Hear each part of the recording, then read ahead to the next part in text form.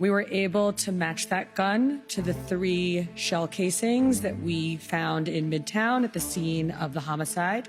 Details are emerging surrounding the accused UnitedHealthcare CEO killer Luigi Mangione, who remains in police custody after allegedly gunning down Brian Thompson last week in Midtown Manhattan.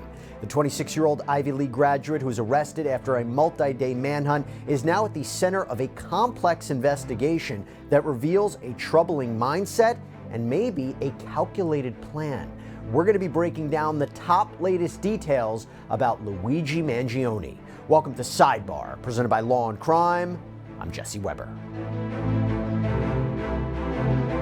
The circumstances surrounding the killing of UnitedHealthcare CEO Brian Thompson continue to captivate the nation. Every day we are learning more about Luigi Mangione, the 26-year-old accused killer who is behind bars right now in a Pennsylvania jail awaiting extradition to New York to face additional charges, including second-degree murder.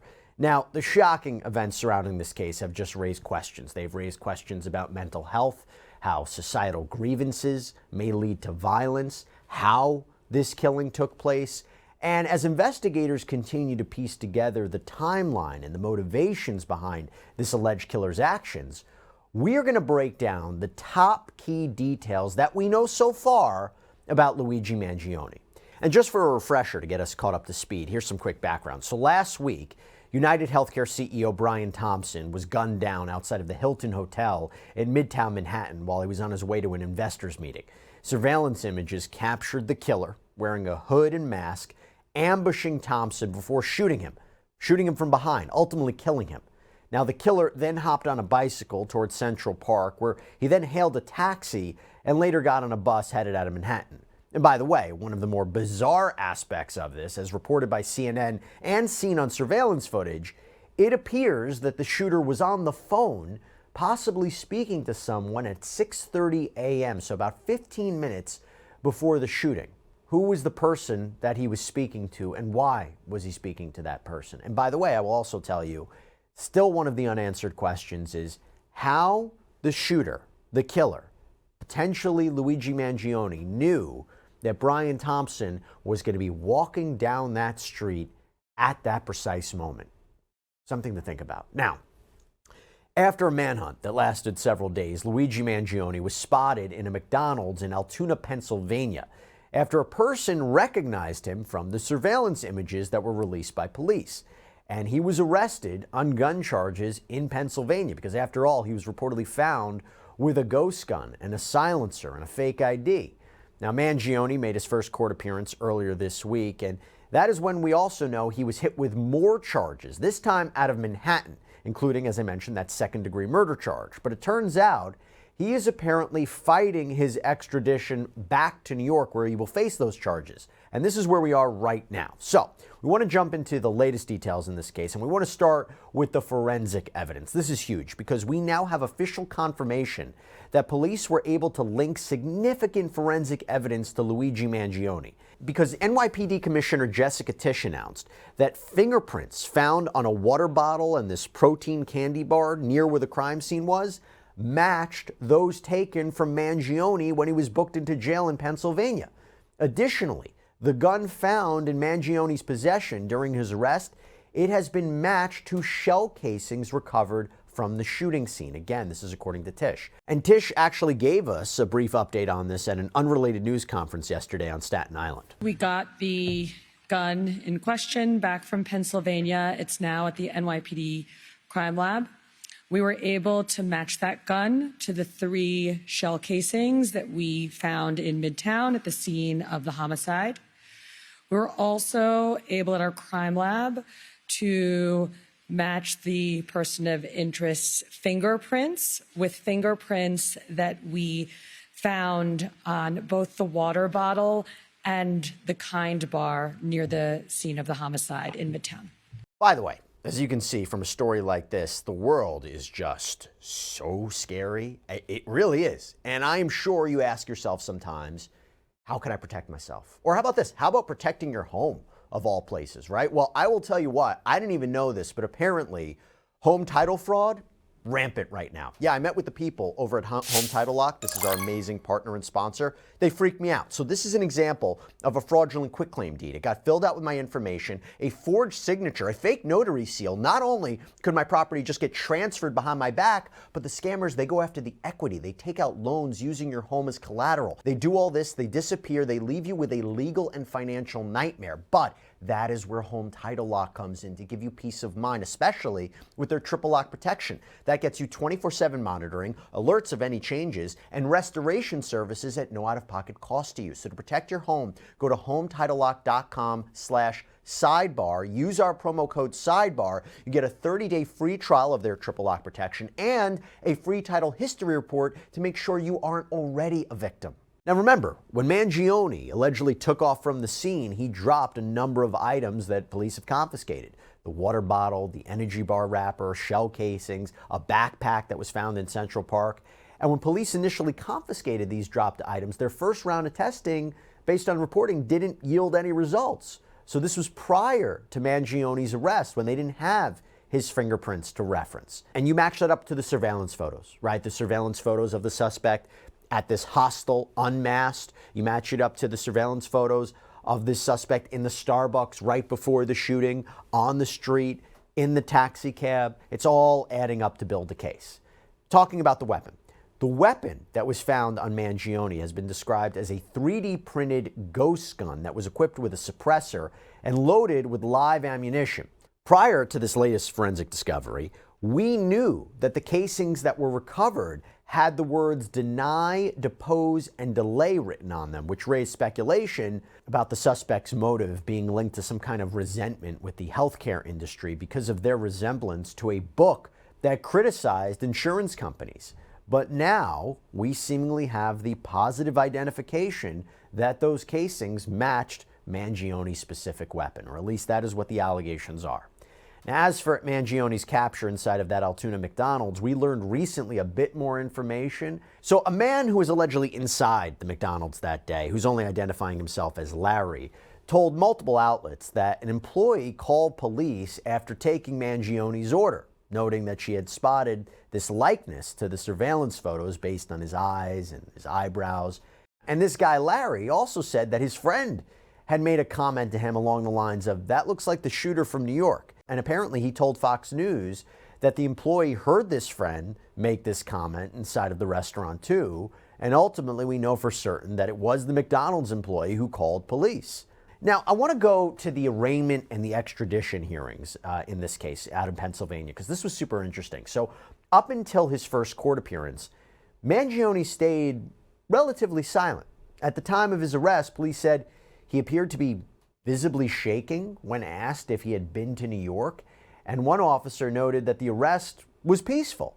But when Mangione was brought in for his extradition hearing, he appeared to have some kind of outburst. Oh my God! That's completely out of touch, and it's an insult to the intelligence of the American people and the lived experience.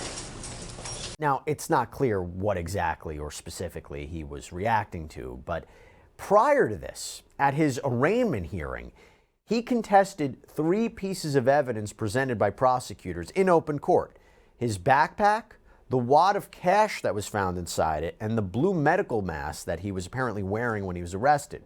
As for the bag and the money, prosecutors argued that Mangione was carrying around approximately $10,000 in cash inside of a bag known as a Faraday bag, which apparently blocks cell phone signals. This was all brought forth to suggest criminal sophistication on his part.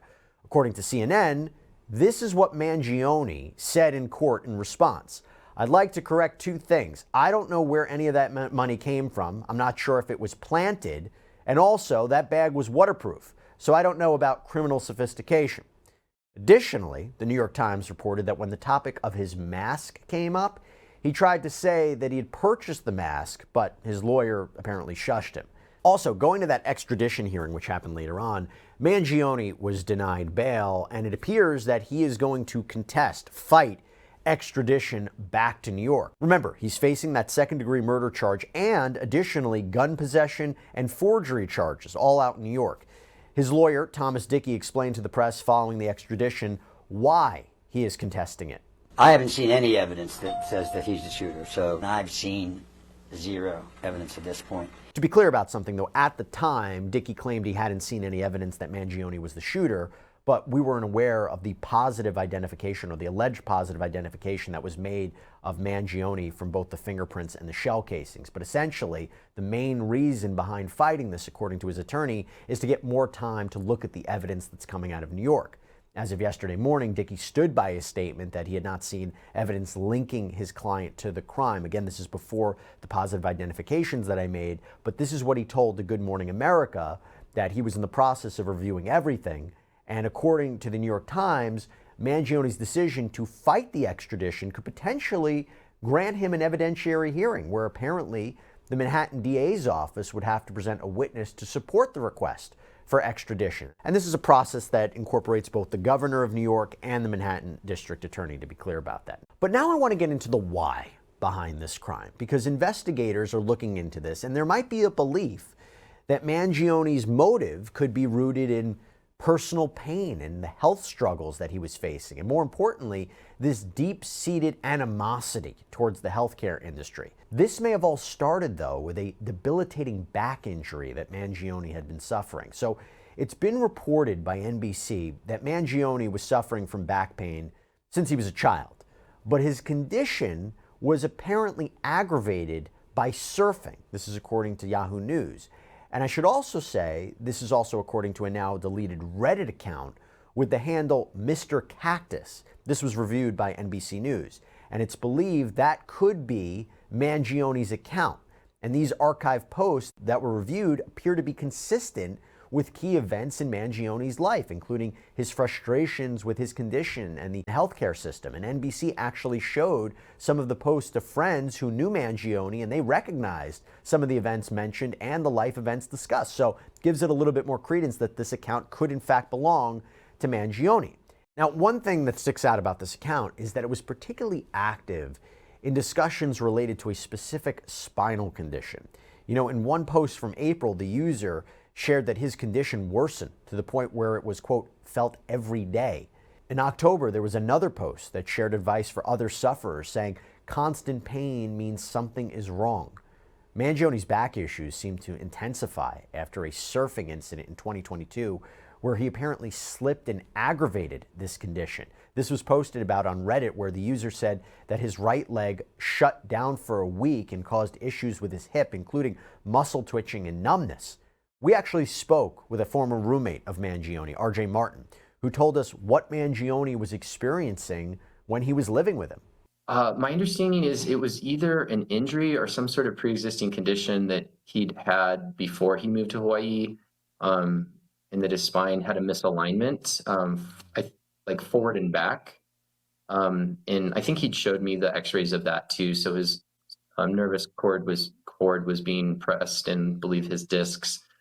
It was one of those interesting injuries where, you know, one day he could perhaps be athletic and do something, and then the next day just immobile and stuck in bed. Going to 2023, this Reddit user, believed to be Mangione, mentioned undergoing spinal fusion surgery to address this worsening condition, a procedure that involves connecting vertebrae with screws and rods to alleviate that pressure. That post read, "Yeah, I had L5-S1 spinal fusion 6 months ago after 1.5 years of failed conservative treatment. Within 7 days of the fusion, I was on 0 pain meds. That's probably faster than most folks, but my point is that your body isn't supposed to be in pain and needs meds. Even after getting my back sliced open and my spine drilled into, I wasn't in much pain." And Martin had also told us about this procedure of Mangione's. I checked in with him maybe a little over a year, about a year ago, a little over a year ago, less than a year ago, asking how the surgery went. And we had some text communications. He sent me some images of his x-rays post-surgery. And it's those kinds of images, I think some of them are already out there, that just make you cringe. You know, you look at 3-4 inch screws into somebody's spine. And so why is the back pain so important? Well, experts in pain science have pointed out that chronic back pain can negatively affect not only just physical health, but also mental health, their well-being.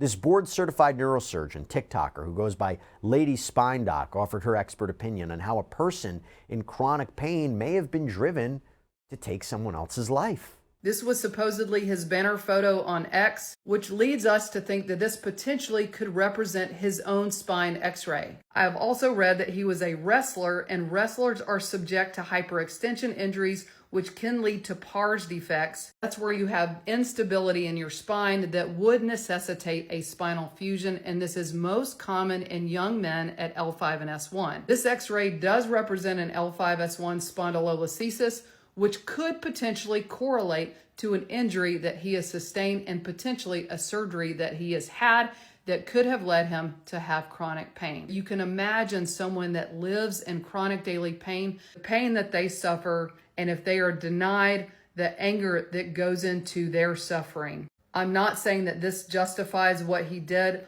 but I am saying it provides a good insight into what may be the driving motive for this crime. Now, of course, this is just an opinion here, right? Yes, this is a medical expert, but it's an opinion as to what Mangione might have been experiencing and the resulting ill will he might have felt towards health insurance. But what this does do is lead us into another part of this investigation, the why.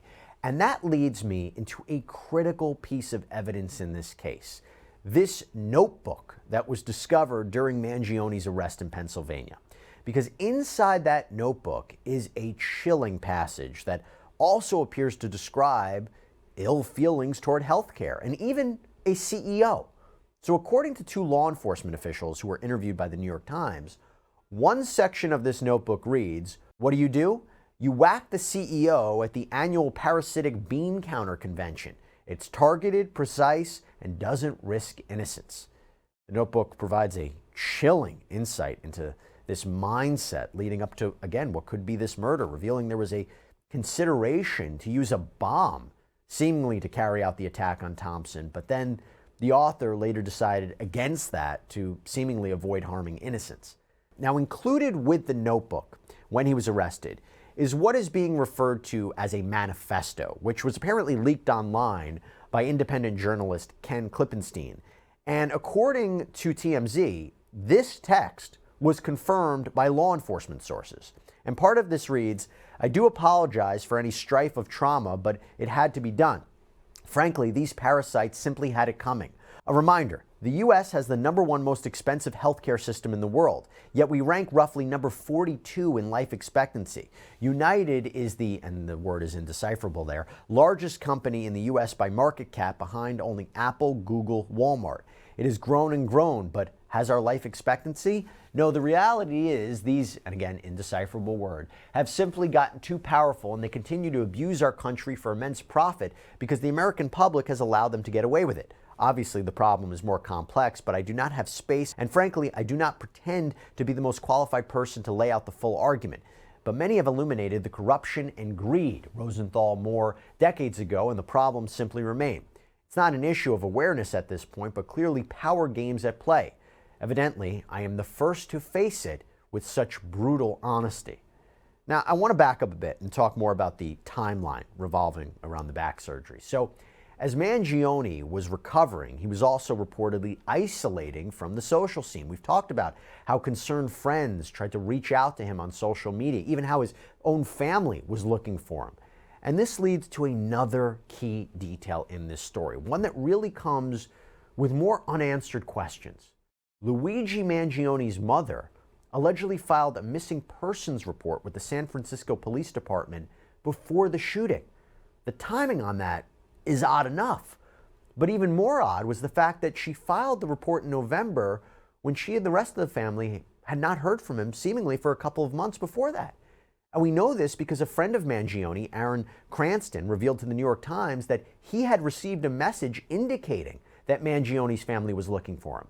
And this, of course, as I said, leaves a lot of questions. Why was the report filed in San Francisco? Will the timing being just before the shooting reveal anything about what his family potentially knew?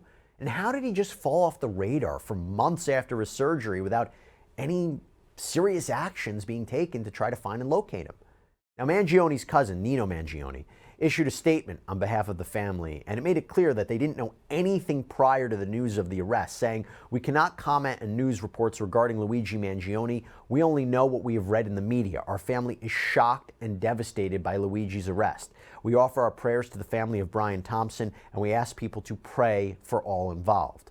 And of course, we know during this time of isolation that his online activity seemed to reveal these odd ideological leanings, particularly this Goodreads review from earlier this year of the manifesto of the Unabomber Ted Kaczynski, in which Mangione seemingly gave the book a 4-star rating. So as investigators work to iron out the motive here, only time will tell if this is truly a descent into ideological extremism that led to this accused killer to carry out this assassination. But for now, Luigi Mangione sits behind bars in a Blair County jail awaiting his extradition. We are at the beginning of the legal process. He is, of course, innocent until proven guilty, and we will continue to follow updates for you as they develop. That's all we have for you right now here on Sidebar. Everybody, thank you so much for joining us. And as always, please subscribe on Apple Podcasts, Spotify, YouTube, wherever you get your podcasts. I'm Jesse Weber. I'll speak to you next time.